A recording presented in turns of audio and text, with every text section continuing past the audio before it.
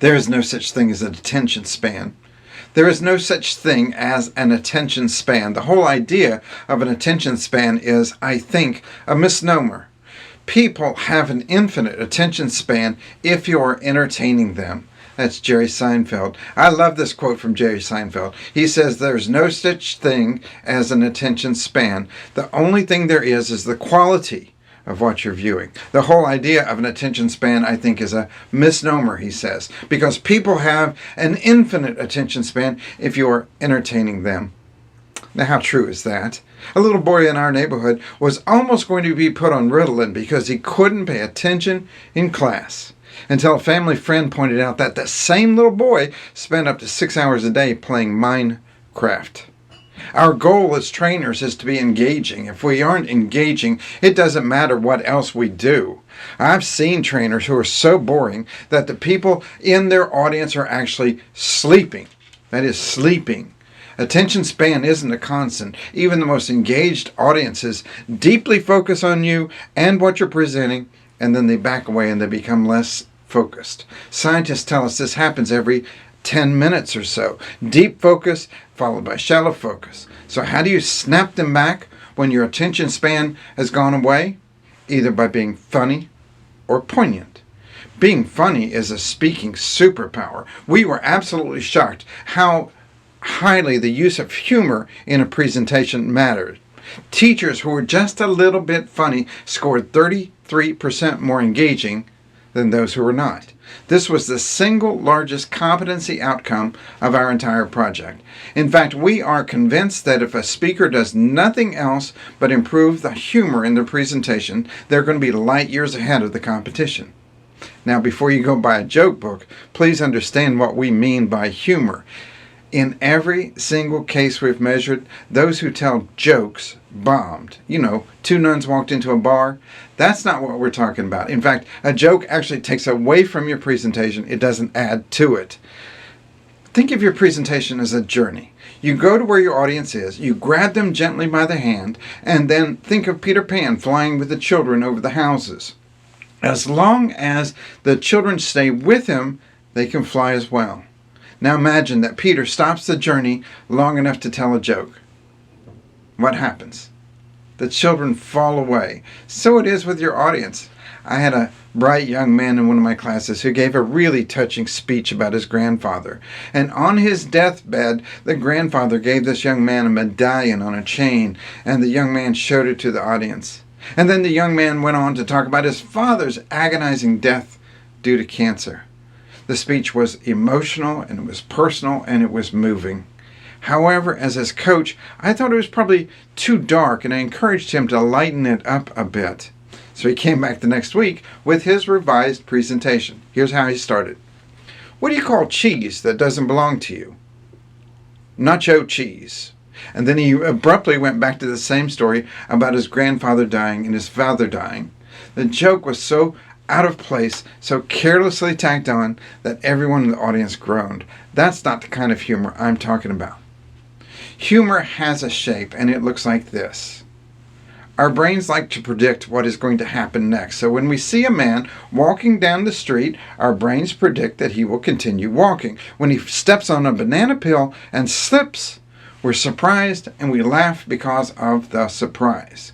Now we see the man walking down the street and we see the banana peel, and then what does our brain predict? It predicts the man's going to step on the banana peel and slip, but he doesn't. He jumps over the banana peel and he falls into a manhole cover. Once again, we're surprised because we laugh because we're surprised. This is why so much humor begins with something you know well. Early to bed and early to rise. Well, we know that. So we know what comes next. When you replace it with early to bed and early to rise makes your neighbors suspicious, it's funny. Or it's funny because you surprised us. For instance, you might say, I'm having a bad hair decade. Those aren't really jokes. They're just funny ways of saying things. So if you're searching for a bit of humor, you can use some of these formats. Exaggeration, translations, abbreviations, common phrases, and absurdity.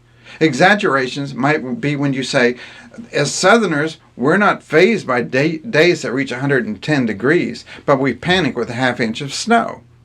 It's an exaggeration, right? But it's also kind of true. Or you can say that you're on the 10th year of your 5-day diet. A translation is when you make up your own translations for words like Wikipedia is the German word for lazy person, or vegetarian is the Indian word for bad hunter. An abbreviation form takes common acronyms and replaces them with different meanings. For instance, you might say you were happy to receive your AARP membership card until you learned it is not an award for American Association of Remarkable Professors. Let's talk about common phrases. One organization I did some training for loved a background check. And they loved background check more than anything. And what they liked even better than a background check is a level 2 background check. So I said this, I'm pleased to be here. I was supposed to be here last month, but your CEO was still completing my background check. That got a really big laugh. And then I pointed to my chest and I said, hey, level 2, baby. Now here was a big laugh out of something, and I didn't even know what it was that I was talking about. Absurdity is a special form of humor that only a few people seem to have a knack for. It's seeing the world in a kooky kind of different way. Like when Stephen Wright suggested his socks do match because they're the same thickness. Or Groucho Marx, who said he was working his way up from nothing to extreme poverty. Or Yogi Berra, who said half the lies they tell about me aren't true. I must say that humor is never mean. Maybe you already know that, and so I won't belabor the point, but far too often I see business leaders tell jokes that are offensive. A number of years ago, a friend of mine spoke at a Nashville broadcasting event. He was recently divorced, and he threw in a few ex-wife jokes into his presentation. Now, he thought he was being funny. The audience thought he was being creepy, and he's never been invited back. There's only one person you can consistently make fun of without repercussions, and that person is you. Self-deprecating humor gets laughs, and people come away from your presentation liking you better because you were self-effacing. You can say things like this: I'm so out of shape I get winded opening the mail. Or, I tried to surprise my wife by cooking dinner, but the sound of the fire trucks ruined it. I try to stay healthy. I go on long walks, but hey, I take donuts with me because, come on, let's be honest. I don't mind getting old. I just thought it would take longer. One caveat to the humor is never mean statement is this: sometimes we have an agreed upon bad guy that everyone gently pokes fun at. Now let me explain. We live in the South, and in the South, SEC football rules, and almost every Monday morning class I've attended mentions something that happened in the SEC the day before. One week, Auburn just got destroyed by LSU, and that was the talk of the town. And we were in a big auditorium where a professor was giving a presentation, and down in the front was a baby that cried and cried and cried. Now the mom made some movement as though she was going to take the baby out of the auditorium, but the professor said, no, that's fine, everyone's welcome here, including the Auburn fans. Well, that just got a massive laugh. Sometimes, if you have the right person to make fun of, it works even better as long as we still have our heart in the right place. Certain words and sounds are just inherently funny. One of our colleagues is a tiny woman with a tiny little Minnie Mouse voice, and we knew that when she got on stage, it was going to be tough for her. So we scripted her to say this: hey, my name is Patricia, and this is my real voice. And then she paused. She said, telemarketers call my house and ask, is your mom home? And I tell them, yes. She's in Paducah.